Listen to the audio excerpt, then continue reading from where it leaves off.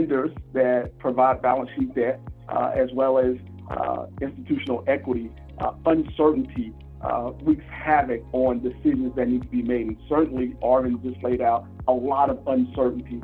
And so what it does is I'll separate it, kind of into two categories. So from an underwriting and origination standpoint, it's really hard to get a handle around how a property is performing today because of the uncertainty. You're looking at rising rates. So what do we price this loan with rates moving seemingly daily? That becomes a challenge. A bigger challenge for us in commercial real estate is unemployment. Unfortunately, unemployment is low, even though we're in an economic contraction. And so you kind of got to look beyond the numbers and project almost where do you think unemployment is going to go between when you originate this loan and when do you expect to get repaid.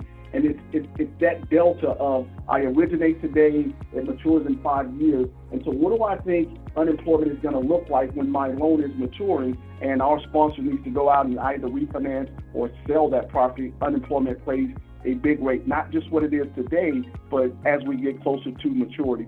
The supply chain for those of us that still do construction lending, a project, can it get built? Will it get built on time? If there are disruptions in the supply chain, and certainly we know what's going on right now with the rail industry, and it seems like they're going to come to an agreement, but all of those things add additional uncertainty as to when this product is actually going to deliver. If it delivers late, there's a great likelihood that you're going to have some cost overrun, but more importantly, it's going to stabilize late. And projects that stabilize late tend to get refinanced out late, and so that uncertainty around there. I'd go back to the second part of this, which is likely the most challenging for us that both manage origination and portfolio management. So you booked a loan 2 years ago, you felt really good about it, so pre-COVID, all the numbers were great, but this loan is going to mature in the next 2 months, 2 years, while we're going through this economic uncertainty. And so we certainly had an expectation that over the life of the loan it had this profile.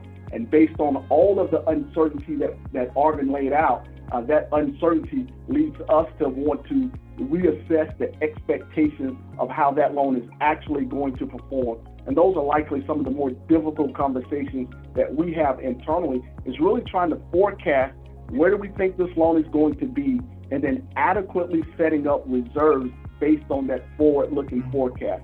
So uncertainty makes all of that a lot more challenging today than it was maybe 2 years ago pre-COVID.